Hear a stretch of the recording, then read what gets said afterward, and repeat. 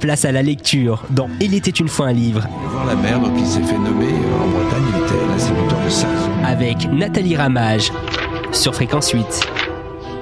Bonjour à tous, Il était une fois un livre retrouve cette semaine Philippe Gérin pour parler autour de son livre Les Voyages de Comca, et édité chez Gaïa, édition Gaïa, voilà, qui est Flammarion aussi, je crois. C'est une filiale Actes Sud. C'est Actes Sud, d'accord.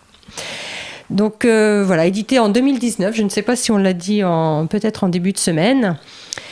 Donc aujourd'hui, nous allons partir sur les rives du lac Baïkal, puisqu'on va suivre un petit peu la progression de ce personnage si énigmatique et à la fois magnétique et très, très attirant. Et donc, bonjour Philippe Gérin. Bonjour.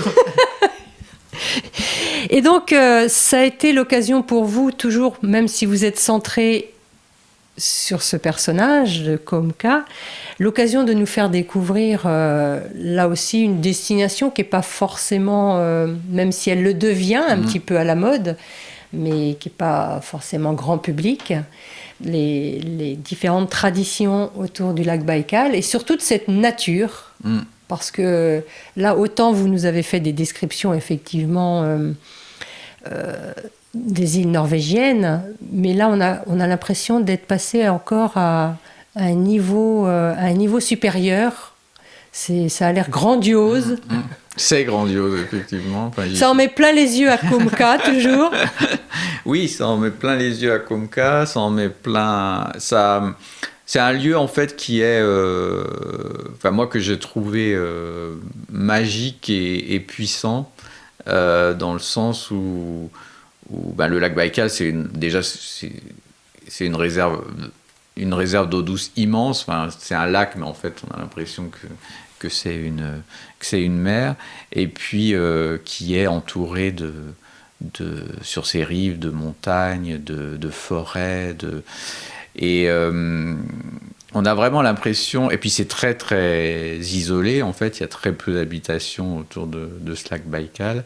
Il y a quelques villages de datcha qui étaient autrefois des lieux de villégiature pour une certaine population des villes, et il y a quelques fermes, et il y a d'anciens autour du lac, il y a aussi d'anciens ports de pêche qui aujourd'hui sont à l'abandon. Donc tout ça donne, même les villages de datcha, c'est des maisons un peu délabrées, donc tout ça donne une ambiance très très spéciale, à la fois un lac qui semble majestueux et même imprégné de spiritualité même. Il y a quelque chose, les gens là-bas vous disent qu'il y a une énergie qui se dégage du lac, et ils vous demandent si vous sentez cette énergie-là. Et puis les décors autour qui sont aussi à la fois très beaux et très désuets aussi, par le fait que c'est des lieux qui meurent aussi. Il y a eu aussi des incendies beaucoup autour, donc il y a des endroits qui sont très noirs, pelés, des forêts pelées. Donc voilà, tout ça donne une ambiance très forte, très propice à y déployer des personnages de romans, du coup, parce que du coup le décor, ce décor qui est très très beau et à la fois très pesant, influe sur la vie des personnages, que ce soit ceux qui y vivent et chez qui Comca va habiter quelque temps, ou sur Comca lui-même qui découvre ces lieux. Oui. Alors on est à une période, c'est pareil, vous donnez assez peu d'indications, mais on est quand même sous l'ère Poutine. Oui. À une époque où il y a la guerre, j'ai pensé en Tchétchénie peut-être. Je ne sais pas laquelle. En tout cas, il y a une guerre aux frontières Il y a quelque chose qui se prépare aux frontières. On ne sait pas si c'est déjà une guerre ou si ou s'il ou s'il y a des mouvements qui font qu'on pressent une guerre. En tout cas, un des personnages, lui, est un Cosaque. Les Cosaques, c'est historiquement ceux qui défendent les frontières de la Russie ou de l'ex-URSS et qui ont été un peu réactivés effectivement sous Poutine. Ce sont de tradition, ils sont de tradition un peu comme des guerriers, quoi. Oui, c'est ça, reconnus exactement. comme des guerriers, quoi. Et voilà, et dans l'histoire, donc il y a un des personnages qui fait partie de cette armée entre guillemets, et voilà, ça induit un peu un déséquilibre sur ce monde qui a l'air très paisible comme ça, très éloigné de tout, du monde et de ses troubles. Et en fait, c'était aussi pour indiquer par là que ce soit là, ou que ce soit aussi sur les îles Westeralen qui sont aussi très loin, à un moment donné, on est rattrapé quand même par la furie du monde, par un attentat qui s'est joué ailleurs, mais ils en entendent parler aussi. C'était aussi pour insister sur le fait que où Côme s'en aille, et c'est le cas pour nous aussi, ou si on veut aller se cacher quelque part ou s'éloigner de tout ça, en fait, on est, où qu'on soit dans le monde maintenant, je pense, on est rattrapé par tout ce qui se passe de tragique ailleurs, et on peut. Il n'y a plus aucun endroit maintenant dans ce monde où se cacher, même dans ces endroits très reculés, en fait, où on pourrait se dire, là, on va être hors du monde, hors de tous ces troubles et de cette rumeur. En fait, c'est plus vrai nulle part. En fait. Et c'est aussi ce que va constater Comca, c'est que où qu'il aille, en fait, il sera toujours rattrapé par ça, mais aussi par son passé à lui. Et est-ce que c'est en fuyant tout le temps qu'il arrivera à résoudre ça ? Alors c'est peut-être aussi cette prise de conscience qui fait que ce passage au lac Baïkal va être un petit peu un tournant dans sa vie, où on sent une brèche dans son armure, avec cette femme Olga qui est quand même une femme qui est en fin de vie, enfin on le sent, qui est malade, qui sait qu'elle va mourir, ou qui sent qu'elle va mourir. Donc on sent une certaine sagesse, forcément, même dans ses propos.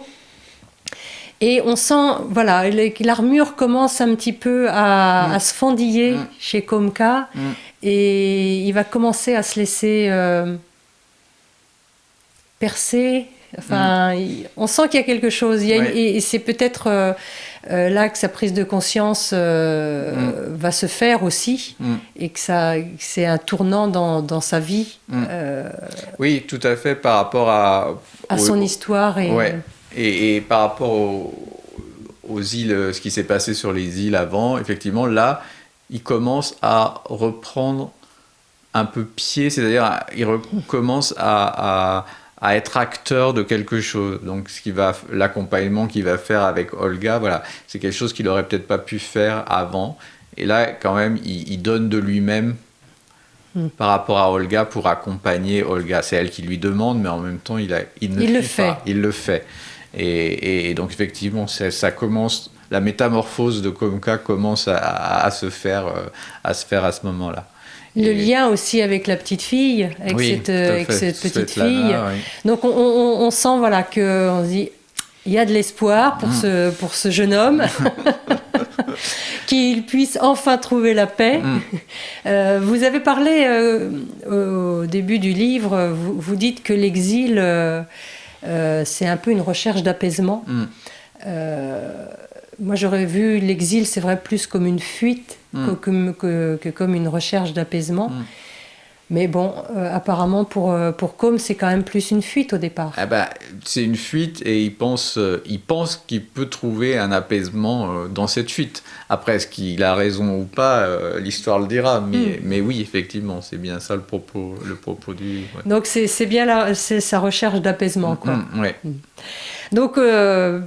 aussi, voilà, vous nous faites découvrir les paysages, bien évidemment. Le rôle aussi des chamans.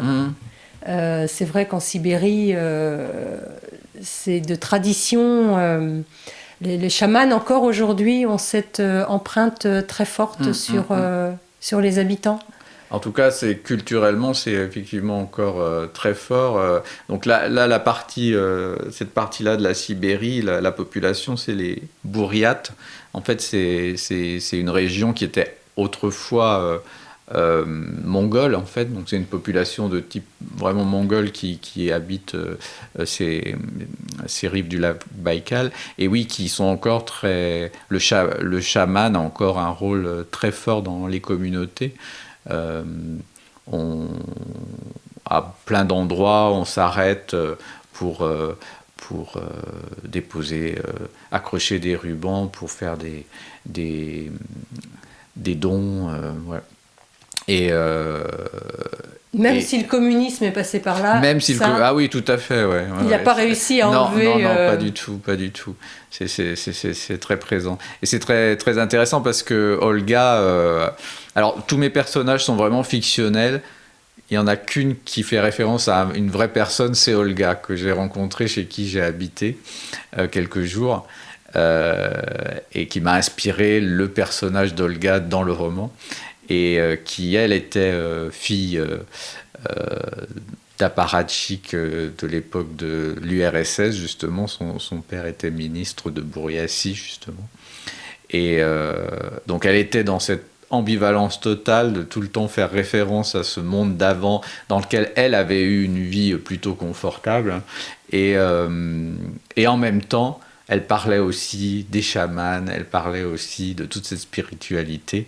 Donc oui, c'est le croisement de deux mondes qui sont assez étonnants. Quoi. Oui, et puis il y a eu une volonté, c'est vrai, d'éradiquer un petit peu toutes ces traditions.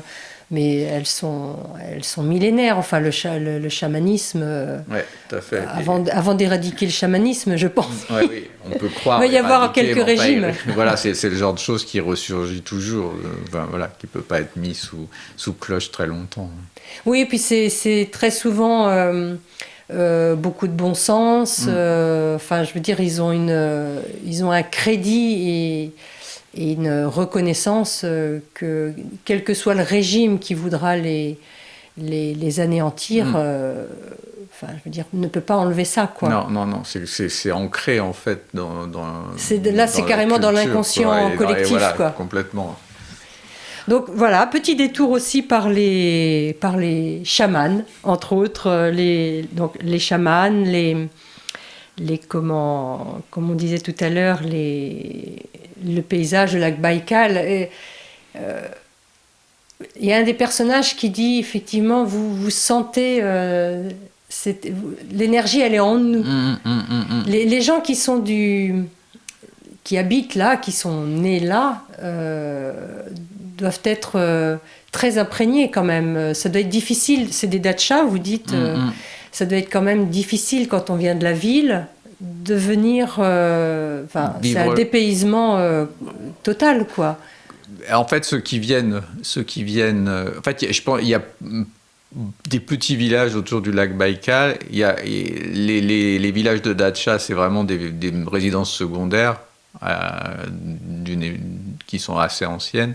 Donc, c'est des gens qui ont eu l'habitude de vivre à la fois dans ces dachas-là et à la fois en ville. Donc, je ne sais pas si c'était difficile pour eux. En tout cas, pour ceux qui ne connaissent pas le lieu et qui arrivent là, oui, je pense que venir vivre là, c'est tellement reculé aussi et on perd tellement ses repères, comme dans beaucoup de lieux qui sont comme ça, vastes et peu peuplés, en fait, on perd tout de suite tous ses repères, en fait, quand on vient d'ailleurs, quoi.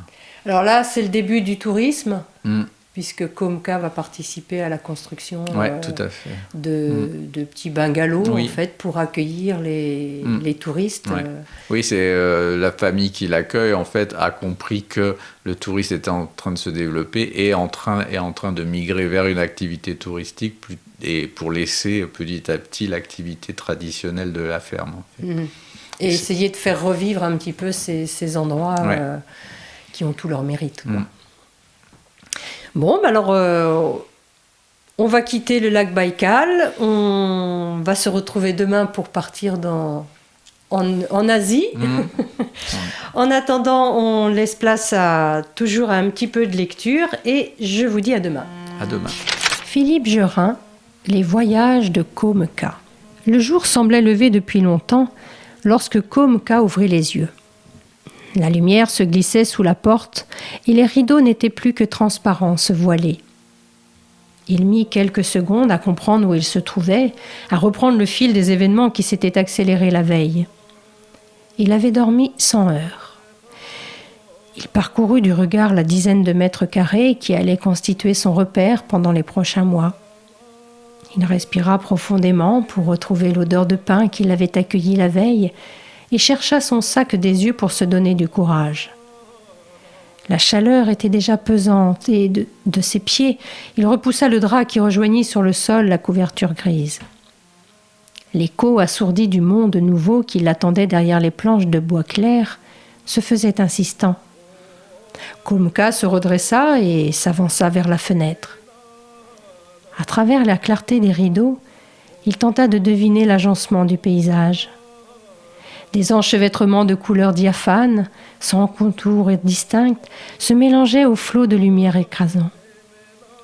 Il resta plusieurs minutes face à cette mosaïque confuse et à sa propre indécision.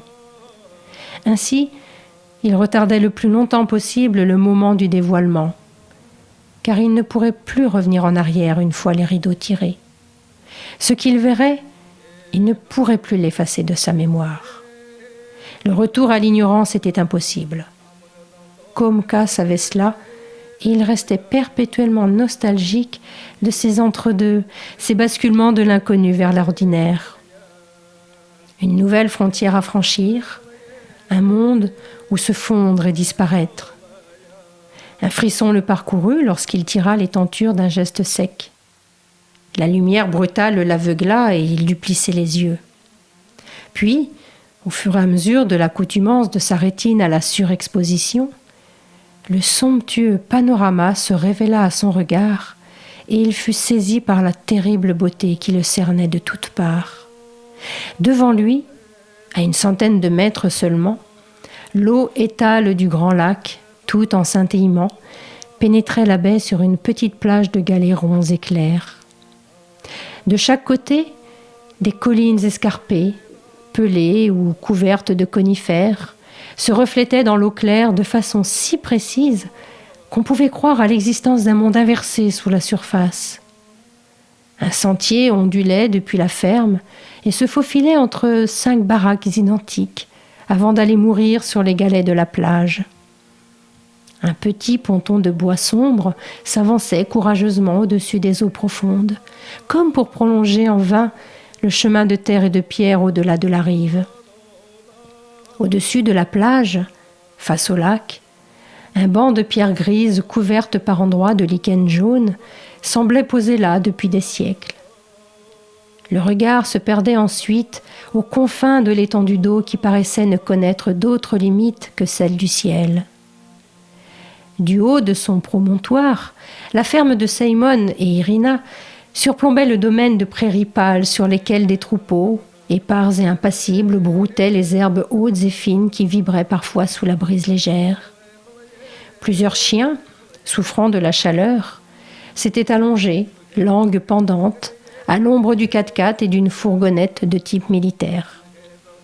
Plus bas, une balançoire immobile, suspendue aux branches d'un vieux cèdre tordu, paraissait étrangement esselée dans l'immensité des espaces.